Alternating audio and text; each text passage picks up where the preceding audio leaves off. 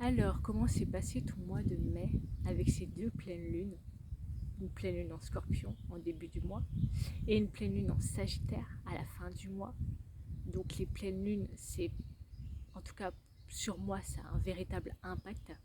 Euh, c'est des lunes qui nous demandent de libérer en fait. Donc c'était un mois quand même avec deux pleines lunes qui étaient assez intenses. Euh, pour le mois de juin, ça va être forcément différent. Le mot qui m'est venu, c'est mourir. Et d'ailleurs, les cartes que j'ai tirées l'ont confirmé. Euh, alors, ça va pas être mourir dans le sens où, comme l'arcane sans nom dans le tarot de Marseille, où c'est quelque chose de très douloureux, c'est quelque chose de très intense, qui en envoie. Ça va être plutôt une énergie plus douce en fait. Euh, Sachant que j'ai l'impression, euh, c'est comme si, et c'est marrant parce qu'en fait, le mois de juin, c'est le sixième mois de l'année, et c'est comme si, en fait, la première partie de 2026, c'était on nettoyait, on épurait, pour ensuite, du coup, poser la suite de l'année 2026. Alors, on va commencer par le tarot de Marseille. Hop, donc du coup, j'ai tiré le diable. Donc pour ceux qui connaissent le tarot de Marseille, le diable c'est pas forcément négatif. Là, juste ce qui nous est demandé, parce que en plus en dos de deck, hop, on a le pendu. Ce qui nous est demandé du coup, c'est de libérer tout ce qui nous entrave, tout ce qu'on ne veut plus dans tous les domaines de notre vie, pour lâcher et clairement pour hop derrière pour s'en remettre à l'univers, à quelque chose de plus grand que nous en fait. Et j'ai tiré aussi un oracle que j'adore, donc qui vient confirmer aussi ce que dit le tarot de Marseille, donc la mort des illusions, la mort ouais, des illusions que, que l'on a dans notre vie en fait, où, où on se ment à soi-même en fait, on se dit ok en fait, dans ma vie sentimentale, non mais ça va, c'est ok, dans ma vie professionnelle aussi, je suis heureuse, il n'y a pas de souci. Or en fait ce mois de juin c'est... il va dire non, non, non, non, non. En fait là, de toute façon, euh, moi je me suis rendu compte dans ma vie que on n'a pas le choix, que la vie ne nous laisse pas le choix à un moment donné, en fait, quand on se berce d'illusions, quand on se ment à soi-même, quand on se dit ouais bah c'est ok en fait, je m'adapte à cette situation même si en fait clairement je suis pas épanouie, et ben en fait non, c'est plus ok maintenant en fait, c'est plus ok pour notre âme. Euh, Sachant que derrière des illusions, du coup on avait en dos de deck le présent. Et après, en fait, ce qui est magnifique après par la suite, c'est que du coup, on s'envole vers nos rêves, on s'envole vers quelque chose qui nous est destiné, où on se sent plus épanoui, vers notre accomplissement. Et il y a un changement du coup qui se produit dans notre vie pour plus de paix.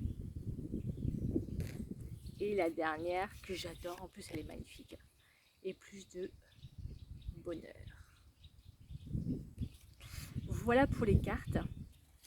Ce que je voulais dire aussi, c'est que hop, le mois de juin, c'est un mois universel 7 en numérologie. Donc le mois 7, qu'est-ce que c'est? C'est les cadeaux du ciel. C'est les cadeaux du ciel auxquels on ne s'attend pas en fait. Ça nous tombe comme ça et on fait waouh. C'est les surprises. Mais je dirais pas à condition, parce que j'aime pas ce mot-là, Mais c'est pour compléter ce que j'ai dit avant, c'est ok. Déjà lâche, laisse mourir ce qu'il y a à mourir en fait pour aller vers le changement, vers le bonheur, vers la paix, vers la sérénité. Et ensuite, tac, c'est après que les cadeaux ils tombent en fait. Parce que quand on se ment à soi-même, forcément les cadeaux ne viennent pas quoi. Parce que notre âme, elle est pas, elles se sent plutôt emprisonnées. Le mois 7, c'est plutôt aussi un mois d'introspection, euh, de lenteur, de, de calme. Mais c'est aussi un mois, l'introspection, mais c'est l'introspection clairement avec soi-même en fait. C'est vraiment lié à la spiritualité. Et juin, c'est un mois 6. Donc le 6, ça va être... et c'est marrant parce que du coup, dans cette espèce de tumulte en fait que juin est,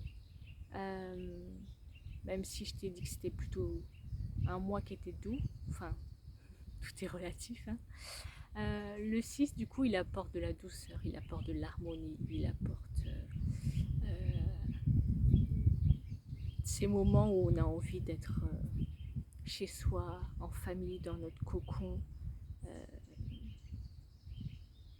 Et il fait aussi travailler sur son estime de soi-même, la valeur que l'on porte à soi-même, et donc la valeur que l'on porte aussi à son habitat en fait.